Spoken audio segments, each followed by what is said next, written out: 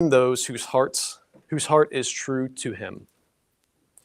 So after this events with the firebombing of Tokyo, and after the war ended, she was instrumental in setting up different programs like the GI Gospel Hour, which is where it was like a radio show where GIs who had come to Japan after the war and were, had a heart for God, they would be on this radio show. And she funded a couple different,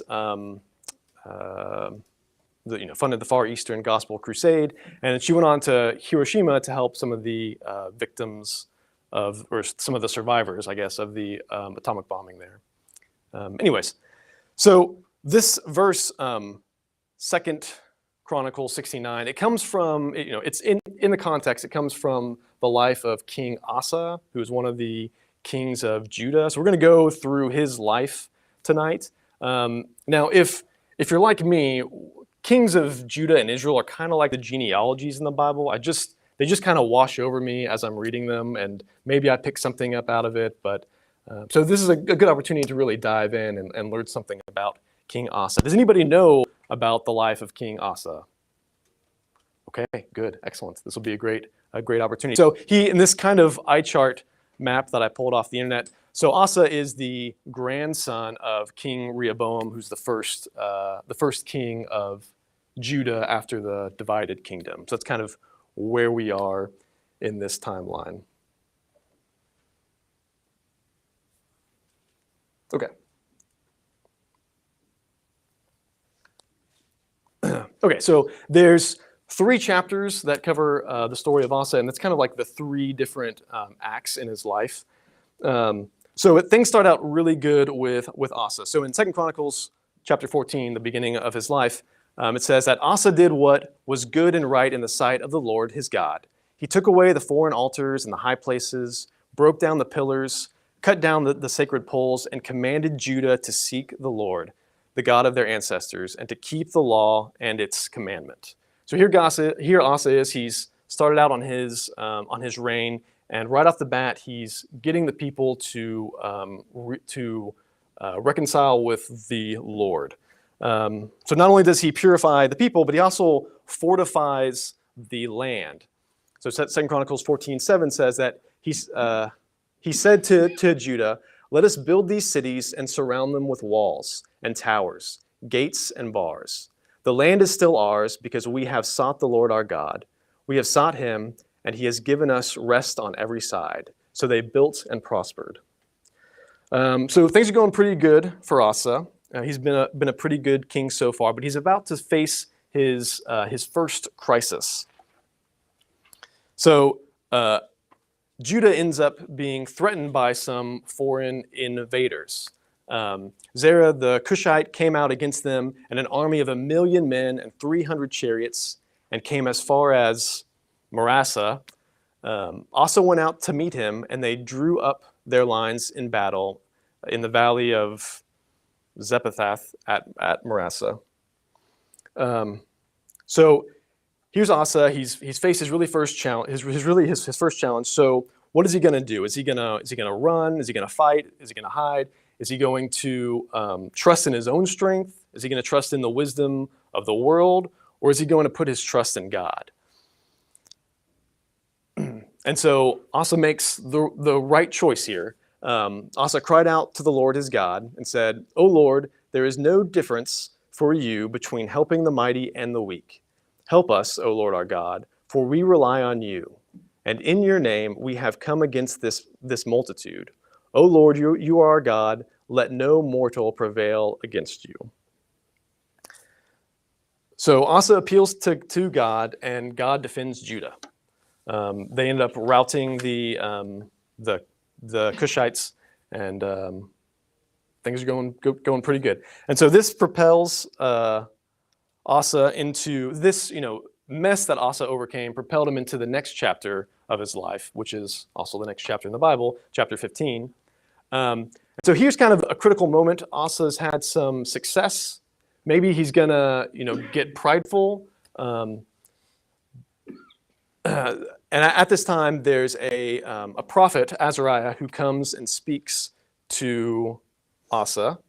And when Asa hears what Azariah has to say, he ends up recommitting the people to the Lord again. He makes the right choice. So when Asa had heard what Azariah had said, he took courage and put away the abominable idols from all the land of Judah and Benjamin, and from the towns that he had taken in the hill country of Ephraim. He repaired the altar of the Lord that was in front of the vestibule of the house of the Lord. I promise we won't be reading chapters from the Old Testament the whole night. Okay, and then he even went a step further, Asa, and challenges his own mother. It says that King Asa even removed his mother Maacah from being queen mother because she had made an abominable image for Asherah. Asa cut down the image, crushed it, and burned it at the brook Kidron. So he did the challenging thing and opposed his own mother. I'm going to be honest, this felt a little personal. I feel like he really cut it down, crushed it up, burned it. Okay, so at this point, everything looks rosy. And if the story of Asa had stopped right here, it would just be great. But there's a third chapter in Asa's life. So at this point, he actually has 35 years of peace. And then he has another crisis.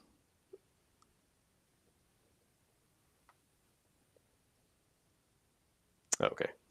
Okay, so then in the 36th year of his reign of Asa, King Baasha of Israel went up against Judah and built Ramah to prevent anyone from going in and coming out of the territory of King Asa of Judah. So now we've got an invader from from Israel, or not an invader, but now Asa is being attacked by Israel. And this king is coming down. He's building up this fortified city, Ramah, which is just a few miles away from Jerusalem. So he's kind of laying siege to Jerusalem. And Asa, he has the experience here. He should know what to do. He should know that he should turn to God for help. But instead, he trusts in kings from another land. So instead of turning to God for help, Asa took the silver and the gold from the treasure of the house of the Lord, yikes, and the king's house, and sent them to King Ben-Hadad of Aram, who resides in Damascus. So instead of trusting in God, Asa appeals to this foreign king. He takes money out of God's house, pays it to this king to come and attack Baasha, king of Israel. And it works. Baasha ends up fleeing Ramah, and Asa is able to go and sort of tear down that fortified city and use those materials to build up towns near Jerusalem. Okay, so then after that, we have the second prophet. We had Azariah earlier, and now we've got a second prophet who comes and confronts King, or prophesies to King Asa. And it says that at that time, the seer Hanani came to King Asa of Judah and said to him, "Because you relied on the king of Aram and did not rely on the Lord your God, the army of the king of Aram has escaped you." And then here we've got 2 Chronicles 16:9. This is sort of the key verse from Mabel Francis, which is, "For the eyes of the Lord range throughout the entire earth to strengthen those whose heart is true to him. You have done foolishly in this. From now on, you will have wars." So Asa had, he had faced some crises in his life, and he had succeeded them, but eventually he kind of lost his sight on God and ran into problems. And so then Asa was angry with the seer. He put him in prison, and Asa inflicted cruelties on some of the people at the same time. And so this descent of Asa ends with, in the 39th year of his reign, Asa was diseased in his feet. The disease had become severe. Yet even in his disease, he did not seek help from the Lord, but sought out the physicians. Okay, so that's all of Asa. I feel like we've got a good understanding of what happened in Asa's life. So let's look at some of the lessons we can learn from King Asa. And so the first is, use the significant occasions in your life to rededicate yourself to Christ. So at the start of Asa's reign, he defended Judah from the Cushites, and he rededicated the people to the land of God, and that worked really well for Asa. This idea of rededicating yourself to the Lord reminds me of when Joshua did a similar tactic. So, could someone turn over to Joshua chapter 4, verses 6 through 7? So, sort of the setup to this verse is that the Israelites have finished their wandering in the wilderness, and they're about to cross over into the land of Canaan, and they have to go through the Jordan River. And Moses has just died. There's probably some concern among the Israelites with like, hey, is God still with us? We've lost our leader. Joshua is here. He's our current leader, but does he really have God with them? And so when the Israelites are crossing over the Jordan River or crossing through the Jordan River, as the priests who are carrying the Ark of the Covenant walk into the water parts, very reminiscent to Moses parting the Red Sea, and all the Israelites cross through on dry land. So Joshua, as they're crossing and moving into this next phase of the Israelites' life from wandering in the wilderness to taking over the land of Canaan, Joshua has one man from every tribe pick up a stone out of the floor, the riverbed of Jordan, and carry it over to the other side. And once they get over to the other side, they make this sort of monument to God. And so who has the verse to read? Anybody? Chapter 4, verse... Chapter 4, verse 6 through 7. Verse 6 through 7. That this may be a sign among you when your children ask in time to come, saying, what do these stones mean to you? Then you shall answer them, the waters of the Jordan were cut off before the ark of the covenant of the Lord. When it crossed over the Jordan, the waters of the Jordan were cut off, and these stones shall be for a memorial to the children of Israel forever. Yeah, so Joshua used this opportunity, this transition in the life of all the Israelites to rededicate the people to God and to set up this sort of marker in this new land that they were going to be in to remind them of what God had done for them. Now there's a second story that's kind of similar. One is with when Samuel builds the Ebenezer. So in this case, the Ark of the Covenant has been, for a long time, it's been captured by the Philistines and is away. And then it gets moved to someone's house. And then the Israelites in this story, are ready to reclaim the Ark of the Covenant. So Samuel gathers everybody together. They get the Ark of the Covenant. And at this time, the Philistines come to attack him. The Israelites defend off the Philistines. And then Samuel builds this monument, which he calls Ebenezer, as sort of this special event to mark this phase where the Israelites now have reclaimed the Ark of the Covenant. Could someone read 1 Samuel 7:12?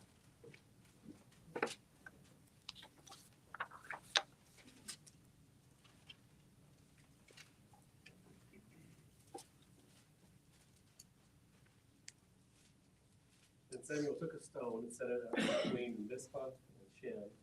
He called his name Ebenezer, where he said, "Till now the Lord has helped us." Excellent. Thank you, Cam. So when or what in our lives could we use to rededicate ourselves to the Lord? Yeah, I was just thinking about that. That's a good point, because it's one of the things I was thinking about, like, as you were going through the text, is when we go through difficulties and hardships, it's easy to remember to pray and to ask God's guidance. But then when you start to experience some success, it's not that I don't think we just forget Him totally, but because we've experienced some success, we might even start to think that we are the reason maybe for that success. Kind of like Asa, I don't know his full motive, but I think he was like, hey, things have gone well, I'm sure this will be fine. And then things didn't go well when he didn't consult God. So I guess because all those texts have in common different moments of transition, that a lot of times what precedes a moment of transition, for a lot of us, maybe it could be like a job that we wanted.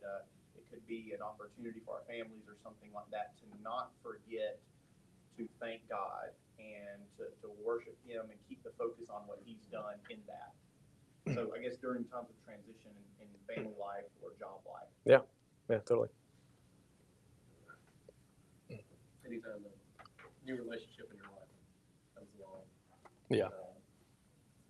It's good to look to Christ and rededicate, because you're now influencing one more soul, right? That's a good point, yeah. Think about the birth of a child, it's a very significant moment in your life to evaluate yourself and realize you have this added responsibility of guiding another soul to heaven. And so it's a perfect opportunity to reground yourself.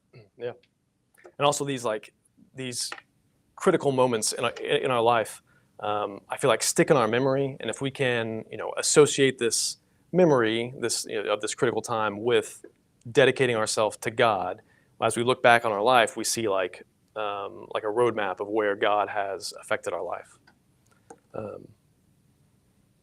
Yeah. I think sometimes too that it's more effective on us when we look back, because sometimes it's easy when God does exactly what we pray for, and gives us what we think we need or are wanting.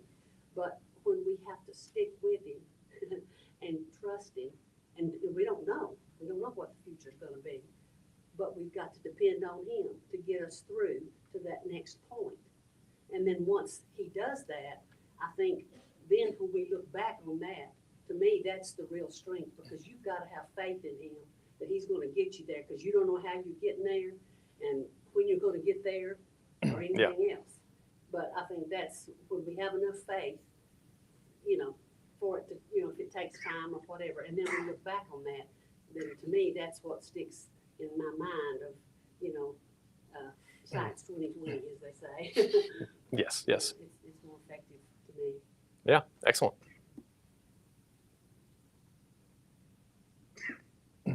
Okay, so the next lesson I think we can pull out of Asa's life is to keep listening to sound biblical teaching. So Asa had two prophets in his life. He had Azariah and he had Hanai. One of them he listened to. The other one, when he heard what he said, it made him angry, right? And this relationship between like king and prophet always makes me think of David and Nathan. How David was wrapped up in his own sin. He was killing his own people. I can only just imagine the kind of like shell that he had put up around himself to make that make sense in his own mind. And Nathan had the task of coming in and piercing that shell and really speaking to David's heart in order to make him understand this sin that he had committed. That's the difference between David and Asa is that David listened to his prophets.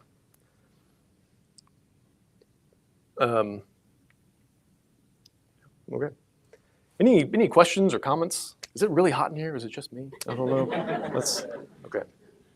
So Aaron, I think, Yeah.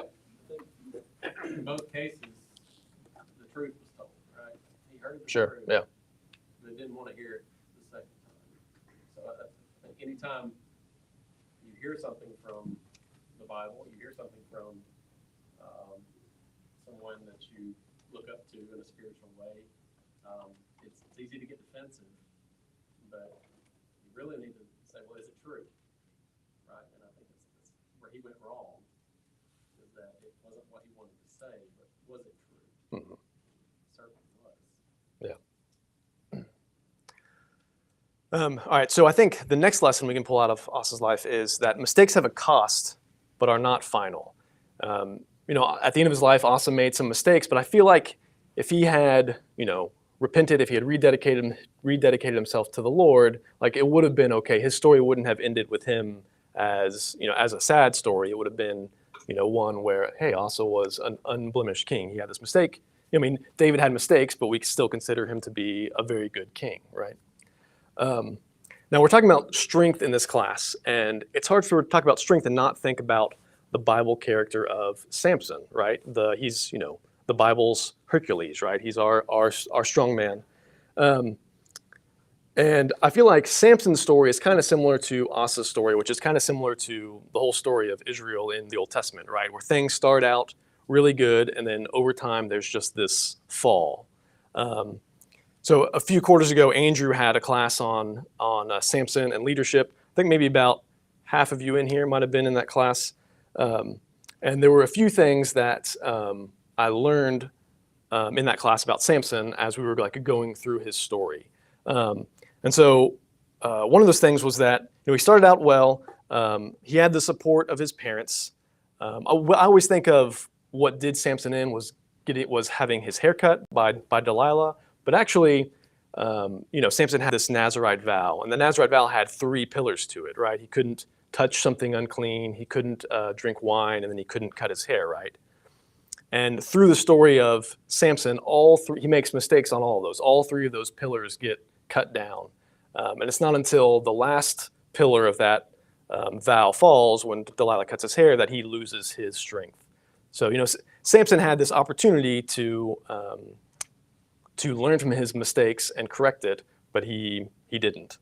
You could say at the end of his life, Asa had this foot disease. Asa kind of lost his footing, and Samson lost his focus. There's another point. We'll see how well this does. But when I think about Samson and Andrew's class, I also think about Sonic's rings. This is kind of a weird thing to discuss. There was a Sonic movie a few years ago, so I feel like this is still culturally relevant, maybe. But growing up, we were a Nintendo household. We did not have a Sega Genesis, but my neighbor Billy Graham, not that Billy Graham, just a kid my age who was named Billy Graham. He had a Sega Genesis, and so we would play with him, and sometimes we'd go over to his house and play. Altered Beast or Golden Axe, or I think there was like one Sonic game that had like a lid and you could plug another Sonic game into it. I don't know what Sega's doing with its hardware, but when you play through these Sonic levels, like you spend the whole level like running really fast with a lot of momentum, and you're collecting these rings the whole time.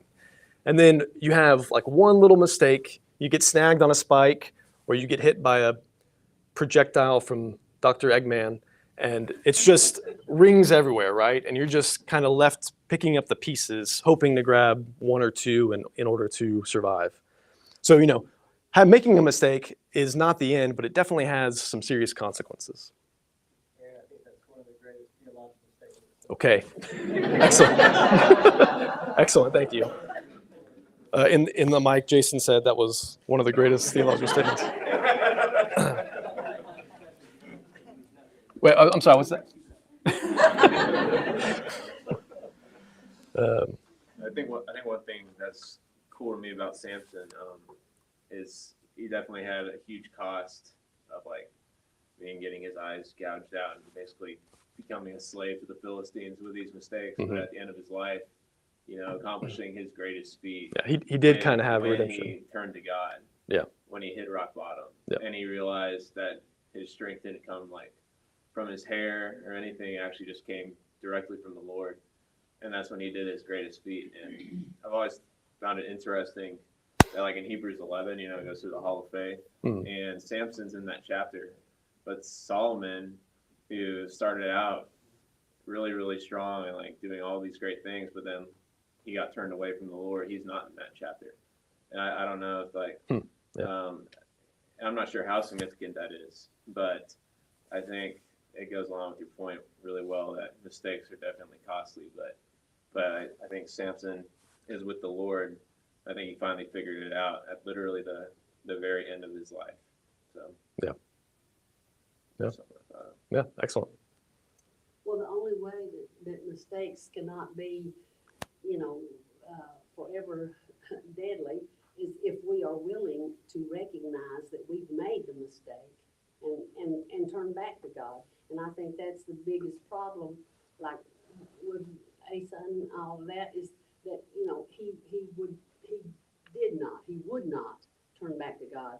And Samson, maybe the difference is, some people still, even in their mistakes, they still are focusing on themselves, Mm-hmm. on what I can get out of this. I can fix this.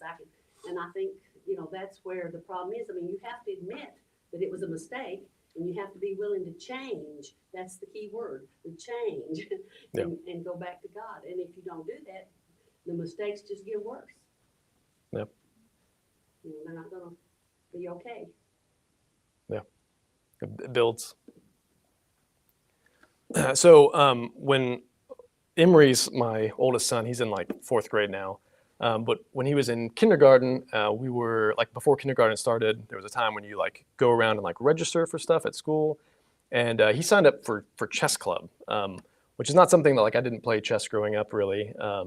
But I've had some experience with Emery over the years as he learns chess and I learned chess,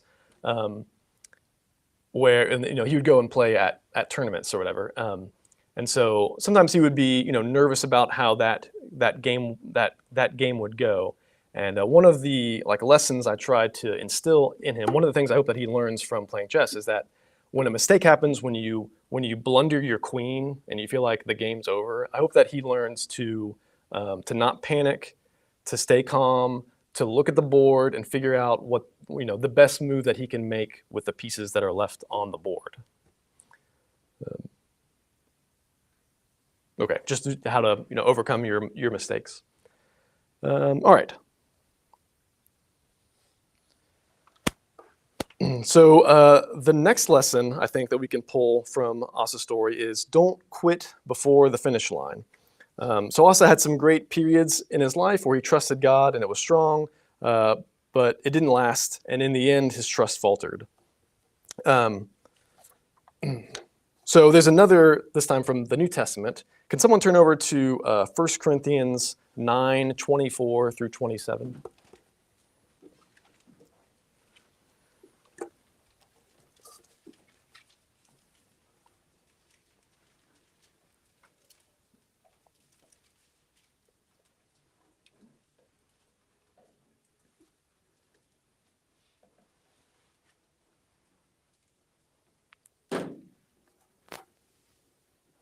Just whoever has it can read it out. 9:24 through 27. Yes. Do you not know that those who run in a race all run, but one receives the prize? Run in such a way that you may obtain it. And everyone who competes for the prize is temperate in all things. Now they do it to obtain a perishable crown, but we for an imperishable crown. Therefore I run thus, not with uncertainty.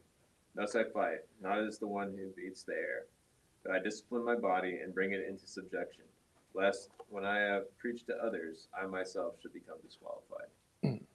Yeah, so sort of probably the obvious verse to go through Paul's kind of ultimate statement on, you know, making sure that you finish the course and stay strong and don't let up before you've crossed that finish line.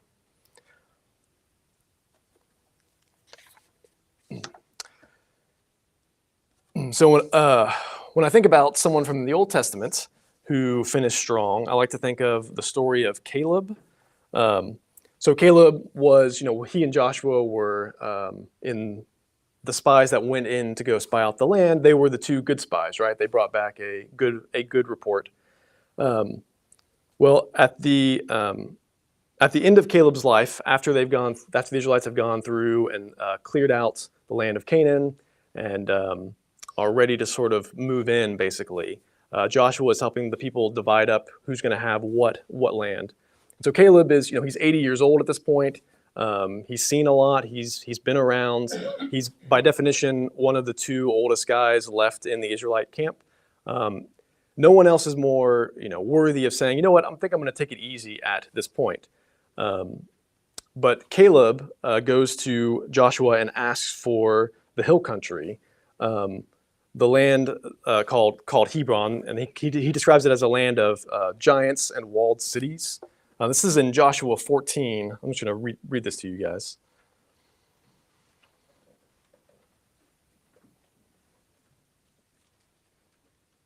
Joshua 14:7. So here Caleb speaking to Joshua says, I was 40 years old when Moses, the Lord's servant, sent me from Kadesh Barnea to spy on the land, and I brought back to him an honest report. My countrymen who accompanied me, frightened by the people, but I remained loyal to the Lord my God. That day Moses made this solemn promise. Surely the land on which you walk will belong to you and your descendants permanently. For you remained loyal to the Lord your God. So now look, the Lord has preserved my life just as he promised these past 45 years since the Lord spoke with these words to Moses while Israel traveled through the wilderness. And here I am today, 85 years old. Today I'm still as strong as when Moses sent me out. I can fight and I can go about my daily activities with the same energy I had then. Now assign me this hill country that the Lord has promised me. No doubt you heard then that the Anakites live there in large fortified cities. But assuming the Lord is with me, I will conquer them as the Lord has promised. Part of what I like about that verse is, Caleb's talking to Joshua, but when he describes going in and spying out the land, he only uses I. He doesn't mention Joshua at all. I just think it's funny that at the end Joshua's not like, "Whoa, Caleb, I thought we were boys. You just kind of left me out on there." Okay, so the last lesson I want to get to that I think we can pull from Asa's life is that God is rooting for you. In 2 Chronicles 16:9, sort of our key verse for today, it says that God is searching, looking, and seeking. Says that. Oh, sorry, let me pull it up. It says that for the eyes of the Lord run to and fro throughout the whole earth to show Himself strong in the behalf of those whose heart is perfect towards Him. So this describes kind of like an active process of God. He's not just sitting back passively. He's looking and seeking for people who trust in Him. What do you think God looks for when He's trying to find people who are showing a heart for God?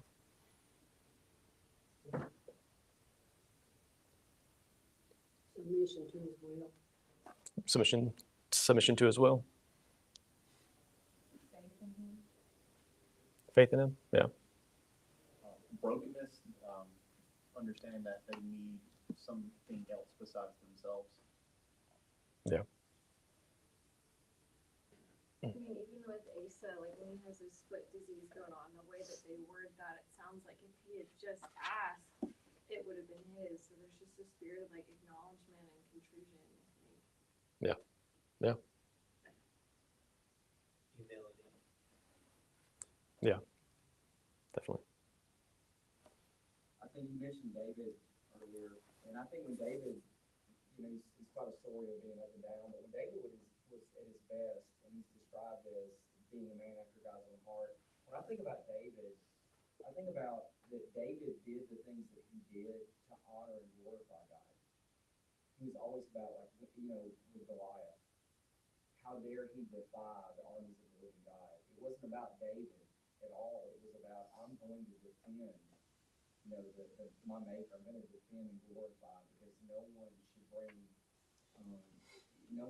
tarnish his name because his name is above all. So I think for us, God wants to see that in us. He wants to see us reflecting glory back to Him for what's good in our lives. Yeah. So David wasn't just trying to, make himself look better or have these accomplishments for himself. He was trying to defend God's name, as it were. Yeah. Yeah. And just following after that, other people have been mentioning faith and all, but it's kind of not surprising to realize that God wants us to be a two-way relationship. And back in 15 of 2 Chronicles, speaking of Asa, he says in the second verse, when Azariah came, Azariah says, "The Lord is with you when you are with Him. If you seek Him, He will be found by you. But if you abandon Him, He will abandon you."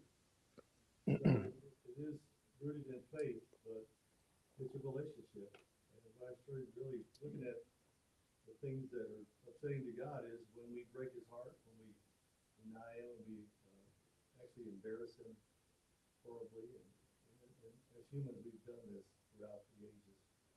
But this is worth writing down, carving in the stone somewhere too. Yeah. With you if you're with Him. It's just a simple thing. If you turn your back on him, then he's going to abandon you. I mean, it makes it sound like a two-way street, right? Like God's looking for you, we are looking for God. Relationship. Yeah. This worth putting on a 3x5 card or something, stick it on my desk. Yeah. This is Have you read this book? That's exactly what happened in the chapter, I think. Well, one of the people had this verse on their note cards that they walked around with. So I think that, God rooting for you, we clearly see that in the parables of Jesus when it talks about, the parable of the lost sheep and the lost coin and the prodigal son. In those parables, God is the shepherd who is venturing out looking for that lost sheep, or he's the widow who clears out her house and gets down on her hands and knees and crawls through the whole house looking for that lost coin. Or he's, the father whose son is away and he's out on his porch, maybe, I guess, scanning the horizon looking for the figure of his son who is venturing back to him. So God's not just sitting in judgment, waiting for you to mess up. He's on your side, looking for an excuse to jump in and strengthen you. Well, I think the thing that we forget is that we are already gods. He created us. And we kind of act like, this is our life and here we are. And if we choose to go towards God, he's out there looking for us. Well, he's looking for us, but we already are his if we're willing to have that relationship.